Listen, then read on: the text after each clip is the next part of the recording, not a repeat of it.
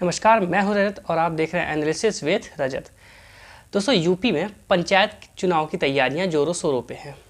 हर candidate अपना 100% effort देना चाहता है इस चुनाव में। तो दोस्तों, आज हम इस वीडियो में पंचायती राज से जुड़े इतिहास, इसकी ज़रूरत और इसके अधिकार के बारे में जानेंगे। तो फिर चलिए शुरू से शुरू करते हैं।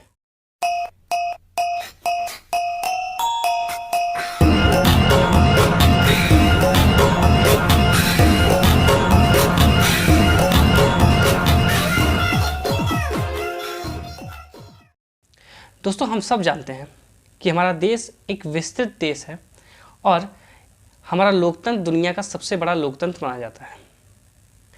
ऐसे में हमारे कई ऐसे प्रदेश हैं जो जनसंख्या और क्षेत्रफल के मामले में काफ़ी बड़े हैं। इसलिए जो व्यक्ति सबसे ऊंची गति पर बैठा होता है, ग्रामीण क्षेत्रों के लोगों की समस्याएं उस तक नहीं पहुंच पाती हैं। तो लोकतंत्र की जड़ों को और फैलाने के लिए, ग्रामीण क्षेत्रों की समस्याएं सुनने के लिए और उनका विकास करने के लिए पंचायती राज सिस्टम का गठन हुआ।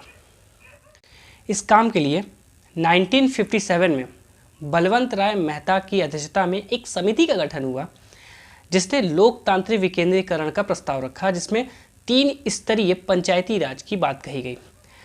तो दोस्तों, 3 स्तरीय पंचायती राज के बारे में हम इस वीडियो में आगे जानेंगे, लेकिन उससे पहले हम जान लेते हैं कि लोकतांत्रिक विकेंद्रीकरण क्या होता है।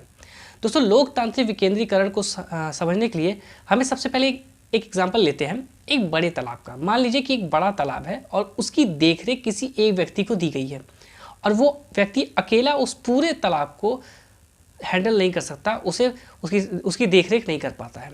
अगर वही व्यक्ति 3 और लोगों को अपने साथ लेता है और उसी तालाब के 4 हिस्से करता है, जिसमें से एक हिस्सा किसी एक व्यक्ति की देखरेख में जाता है, दूसरा किसी और की, तीसरा किसी और के, और चौथा वो व्यक्ति खुद दिखता है, तो इस तरह से उस तालाब की देखरेख बहुत अच्छे से होगी। ठीक वही मतलब होता है दोस्तों कि एक तरह से अपने काम को बांट देना।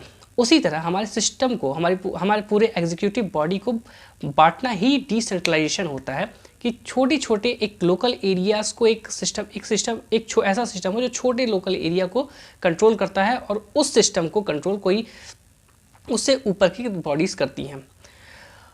दोस्तों, पंचायती राज सिस्टम को भी यही सोचकर बनाया गया था। राजस्थान देश का पहला ऐसा राज्य है जहां पर पंचायती राज सिस्टम को लागू किया गया था। इसका शुभारंभ तत्कालीन प्रधानमंत्री पंडित जवाहरलाल नेहरू ने 2 अक्टूबर 1959 को किया था। दोस्तों, वीडियो के शुरुआत में हमने 3 स्तरीय पंचायती राज सिस्टम की बात की थी, जिसमें से पहला है ग्राम स्तरीय पंचायत, जिसके तहत इस सिस्टम के आधार पर किसी एक गांव की समस्या के बारे में बात की जाती है, वहां के लोगों के विकास के बारे में बात की जाती है। दूसरा है ब्लॉक स्तरीय पंचायत, जिसके अंदर कम से कम 10 गांव आते हैं, यानी कि ये पंचायतों की पंचायत होती है। जब गांव की पंचायत किसी समस्या को हल करने में असफल होती है, तब ब्लॉक स्तरीय से इस समस्या को हल करते हैं। तीसरा है जिला स्तरीय पंचायत, जिसके अंदर सभी ब्लॉक्स आते हैं, यानी कि ब्लॉक्स की जो भी समस्याएं हैं वो जिला स्तर तक जाती हैं और जिला स्तर में जो भी योजनाएं आती हैं वो ब्लॉक तक पहुंचाने का काम जिला स्तरीय पंचायत का होता है। भारत में पंचायती राज व्यवस्था की देखरेख के लिए 24 अप्रैल 2004 को एक अलग मंत्रालय का गठन हुआ था और इसीलिए हर साल 24 अप्रैल को हम पंचायती राज दिवस के रूप में मनाते हैं। इस दिवस को मनाने का कारण 73वां संविधान संशोधन अधिनियम 1992 है, जो कि 24 अप्रैल 1993 को लागू हुआ था। हमारे देश में 2.54 लाख पंचायतें हैं, जिसमें 2.47 ग्राम पंचायतें हैं, 6,883 ब्लॉक पंचायतें हैं और 595 जिला पंचायतें हैं। भारत में पंचायती राज की स्थापना 24 अप्रैल 1992 से मानी जाती है। तो दोस्तों, ये तो हो गई पंचायती राज की बातें। अब बात कर लेते हैं इनके अधिकारों के बारे में। दोस्तों, अगर हम अधिकार की बात करें तो विधानमंडल का ये अधिकार है कि वो चाहें तो इनको ऐसे अधिकार दे सकते हैं कि ये खुद से अपने विकास के बारे में सोचें और उसे आगे लेके जाएं, उसे और कार्यान्वित कर सकें। साथ ही साथ इन्हें कर इकट्ठा करने का भी अधिकार दिया जा सकता है।